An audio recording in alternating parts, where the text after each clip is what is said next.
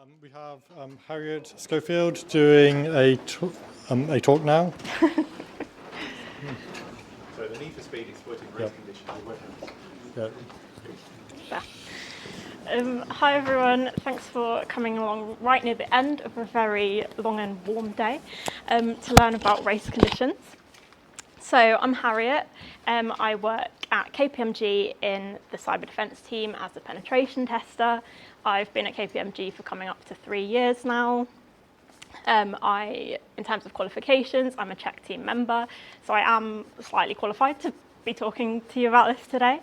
How I got to this position, I studied computer science at university and then joined KPMG on the grad scheme. I'm also really passionate about getting more women and girls into cyber and tech roles. And my main personality trait is that I have a dog. So I wish all of my slides could look like this, but I don't think the organisers would be that pleased.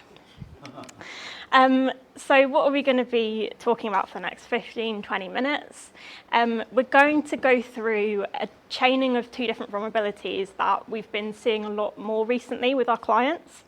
So we're going to start with username enumeration, and then drill down a bit deeper into time-based username enumeration. And then we're going to look at race conditions and tie those both together to brute force and application login page. Then we're going to talk about what that actually means and how we can mitigate it. So username enumeration then basically just boils down to gaining a list of usernames that are valid for an application. So when you're interacting with an application, anything you do, like submit a login request or access some data, you're sending a request to the application, it's doing its processing, whatever it does, and then it comes back with a response. So when you're looking for valid usernames, you can see a couple of discrepancies in the responses from the application and use that to work out if the username that you've entered is valid or invalid. So there's a couple of things here that you can look for. So time is what we're going to be focusing on in this talk, but the time it takes for the application to respond when you enter a valid username versus an invalid username into the login box. Error messages, so if you enter a valid username but an invalid password and then you try and log in, it might say your password's incorrect. But if you enter an invalid username, it might say your username's incorrect. Then you've worked out that username is or isn't there. Response size, so it's kind of similar to time, but if the username is valid versus invalid, the response that the application gives you might differ in size, even if it's only differing by 1 byte. If it's differing consistently between valid and invalid usernames, then that's a way to work out a list of valid usernames. Registration, so if the application has a sign-up form and you try and enter an email that's already registered to the application and it gives you an error saying this email's already registered, then you've got a valid username. Similar to that, a forgotten password mechanism. If you enter a valid username into a forgot password mechanism, it might tell you, great, we've sent you a link to reset your password. But if you enter an invalid username, it might say to you, that username doesn't exist. So then you figured out invalid and valid usernames. And finally, lockout behavior. So if the application has a lockout limit of 5 invalid attempts, and you enter invalid passwords 5 times for a valid username, when you next try, it might say you're locked out. But if it's an invalid username, it might not give you the lockout message. It might just keep saying invalid credentials, invalid credentials. So let's drill a bit deeper into time-based username enumeration. So as I've already said about 20 times, we've got 2 cases, a valid username and an invalid username. So let's look at the invalid username case first. So we've got our login page, and this is the database that's somewhere on the back end of the application. The passwords in real life should be hashed, but for simplicity, they're just there. So we're going to try and log in as user 5. Obviously, user 5, as we can see, is not in our database. What we do, we press submit. the application takes the details that we've sent to it, it looks through the database, doesn't find user 5, so it comes back and tells us that our credentials are invalid. Super quick, just checks the username field, done. When you have a valid username, let's bring back the login page in the database. So here we've got user 3, but the password is invalid.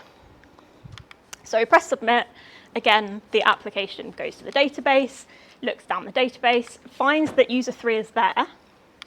It then has to get the password that's stored for user 3, check it against the password that the user's entered, and then tell you invalid credentials. So compared to the first case, there's a lot more checks going on, which obviously takes more time.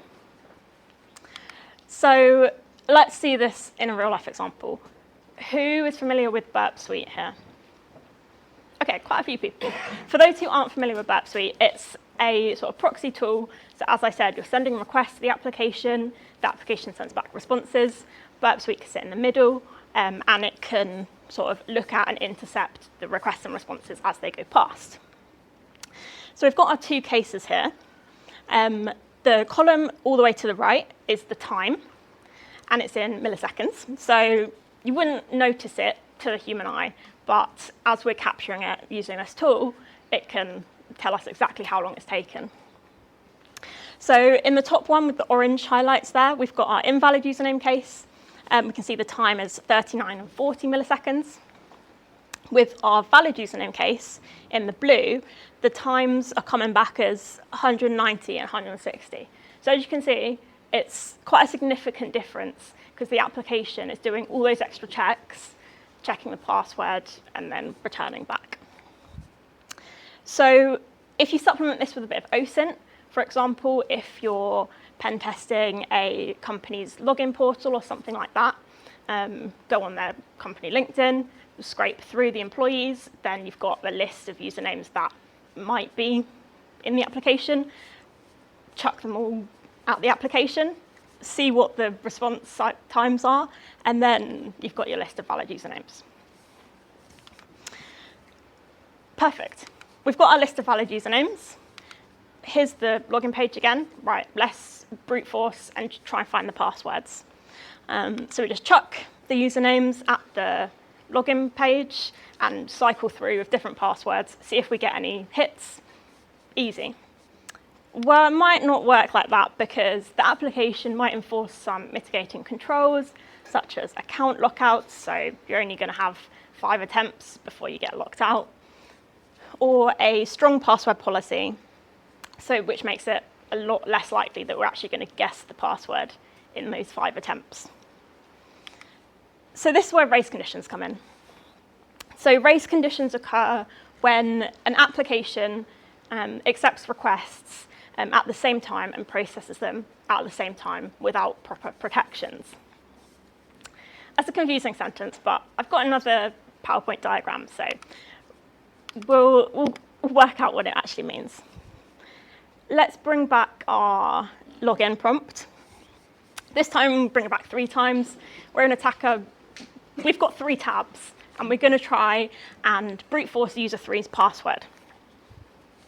In this example, let's pretend that the lockout policy is 1 attempt. So we send 1 invalid attempt, and we're done. We don't have any second chances. If we were to send these one by one, we'd get locked out after the very first attempt, because user 3's password is password 3. So after we send user 3 and password 1, we'd be locked out. Well, we're done for. So when you send this to the application, as we've just seen, it's asking questions like, is the username correct? Is the password correct? Is the user locked out? Is the main one that we want to focus on. So as we said, if we sent these one by one, the application would check if the user's locked out, which with our first request, it's not locked out yet, but the password's wrong, so it's going to lock us out. If we send them all at exactly the same time, the application is going to ask at the same time for each of these if the user's locked out. So if we haven't sent any requests yet, we send all 3 of these at the same time, it reads the variable that account locked is false for all 3 of these requests, and it processes them all. So we can end up sending all 3 of our requests at once, and we'll get the responses for all of them, and we'll see that password 3 was successful. So basically just bypassed the account lockout policy, because if we sent them individually, we would have been locked out, but because we sent them all at the same time, and the application was vulnerable to a race condition vulnerability, we've got 3. So let's scale it up, because sending 3 requests isn't that big. So I've duplicated our login page as many times as I could be bothered. And we're going to send it all at the same time. For all of these, it's going to ask, is the user locked out? It's going to read that it's not locked out. And then all of the requests are going to be successfully processed. And hopefully, if you've got one password right in all of your concurrent requests, you'd get a response back saying login successful or something. So let's actually see how to do it. Coming back to Burp Suite again, here's a login request. I'm going to use my laser. I've put in test@test.com and then test as the password. So this request and response has been intercepted. So we can see what it consists of. We're going to send this to the repeater, and then we're going to right-click on our tab and press Add to Group and make a new tab group. It gives you this pop-up. You can call your tab group a nice name and give it a nice color. I chose purple. So there you can see, after we've done that, we've got our little tab group. We've got our tab, which is our login request, and it's in our race conditions tab group. If you right-click on your tab again, you can duplicate your tab. We're going to do 25 times. Most of the time, if there's an account lockout policy, it might be about 5 attempts. So sending 25 at the same time is going to be more than enough to see if we've gone past that 5 attempts or not. So what we're trying to see is we send these 25 at the same time, and then we try and log in again. And if it lets us log in again after sending 25 invalid requests, then we've bypassed the account lockout policy, because we should be locked out after 25 invalid attempts. So duplicate 25 times. Now we've got 25 tabs, and then we want to send it. Obviously, don't actually send stuff unless you're allowed to. But you press the little drop-down arrow next to send and click send group in parallel. So again, that will send them all at the same time. And then there you go. If any of the passwords that you included were correct, you can edit each tab if you want to try different passwords. Then you'd get a response saying login successful. But what we're mainly trying to do is see if the application is vulnerable to race conditions, if we can send these 25 and still log in again afterwards. And it's treated all of these 25 as one attempt. So back to our diagram, this is what we've just done, but in Burp Suite. So we've duplicated our tab, and then we've sent it all at the same time. So what does that actually all mean? It's the end of the day. I've got a very rubbish short-term memory, so let's recap this. So right at the beginning, we identified that there was a time-based username enumeration vulnerability within the application. So we used this, and we did a bit of OSINT, and we've got a list of valid usernames for the application. We then identified that the application is vulnerable to a race condition vulnerability, so we can send a load of requests, and they'll all be processed at the same time.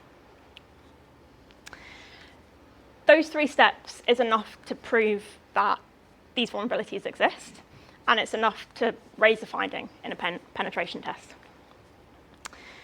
Going further, sort of tiptoes into denial of service territory. So if you're working on a client, don't send thousands of requests with different passwords, because they won't be happy. But theoretically, what you can do next is actually exploit the race condition vulnerability and get a list of common passwords and send thousands of tabs in the repeater or using Turbo Intruder, which is an extension in Burp, send thousands, all with different passwords at the same time, and see if any of them come back with a successful response.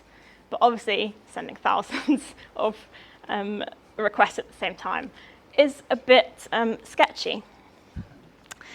And the final step then is, if any of your requests were successful, you've identified valid login credentials to the application. So you've started completely unauthenticated, you've worked out valid usernames, and then you've worked out valid password. So now you have authenticated access to the application, which, if there's more vulnerabilities in the application, it shows that you can start unauthenticated and then start exploiting more vulnerabilities in the application. So how do we actually stop this from happening? So for time-based username enumeration, you just want to make sure that requests and responses for valid usernames versus invalid usernames have roughly the same amount of time. So to do that, you can just make sure that when the application goes through the login function, it's taking the same amount of time, or you can just add some random time delays. Obviously, we're working in milliseconds, so the user's not going to notice, it's not going to impact performance if you add a bit of extra time that it takes them to log in. For race conditions, there's a couple of different things you can do just to ensure defense in depth. So you can lock resources, so that account locked variable only let one request use it at a time until it's completely finished processing, and then a different request can use it. You can use transactions, so that bundles all of the different steps. For example, is the username correct? Is the password correct? Is the user locked out? Bundles it into one big transaction that has to completely finish before the next one can begin. Use atomic and indivisible operations. So that's kind of similar to transactions, but you're using operations that are like single operations, and they have to be done all or not at all. Rate limiting. Obviously, we're trying to send thousands of requests at once if we're rate limited. So the application says you can only send one request per second, and we're not going to be able to send enough in a short amount of time that we're actually going to feasibly be able to guess the password. Discard redundant or conflicting requests. So we're sending the same request, but just changing the password each time. So they're obviously all redundant. Only one of them is going to work, if any of them.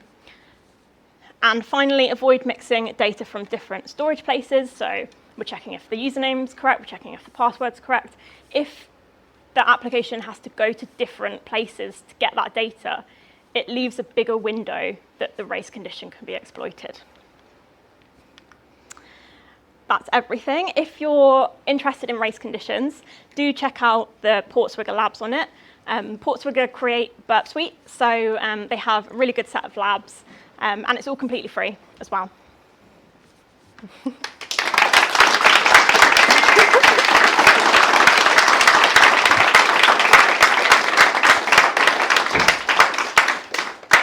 Please don't ask me any hard questions. Yes. Might be an easy one. In a real engagement, would you use some already leaked credentials to have more chance in guessing the right password? So usually when we're doing a pen test, the client has set up some accounts for us anyway. So we're able to actually log into the application and test it like that. So we know some valid usernames, so we can just make up a random username and then compare it to the ones we already have, which is sort of cheating, but it's fine. What's your dog's name? Marco. Do you now have to change your password? Is your password Marco? It's not. Marco 123. A serious question, Harriet. So when you were talking about the mitigations for race conditions, you have to balance that against scaling and the app's ability to deal with, for example, 10,000 people trying to log in on January the 3rd after a holiday when they've all forgotten the password. Yeah. Right, so design. It's a balance, yeah.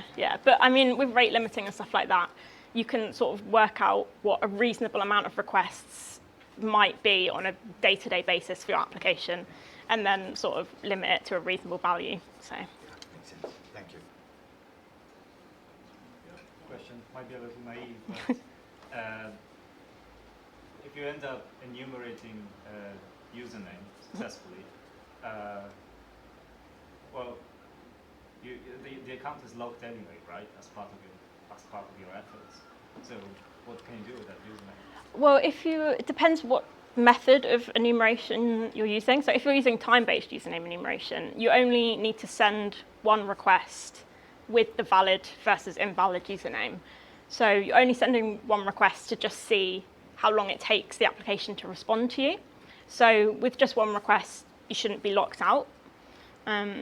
It's, when you're sending however many that meets the account lockout policy. But when you're validating usernames by time-based, you only need to send one request, and then it does all the back-end flow, checking if the password's the same or whatever. But because it's only been one, you're not locked out. Thank you. Yes? How often do you find this in your engagements? Pretty often. It's the username enumeration especially is occurring more and more often as developers sort of streamline their code a lot more. So if they can return back invalid credentials fast, because the username doesn't exist, they will just return it fast. Whereas that's where the discrepancy comes in, because if it's a valid username, then you have to do all the extra checks. So it's becoming a lot more common. Harriet, wonderful.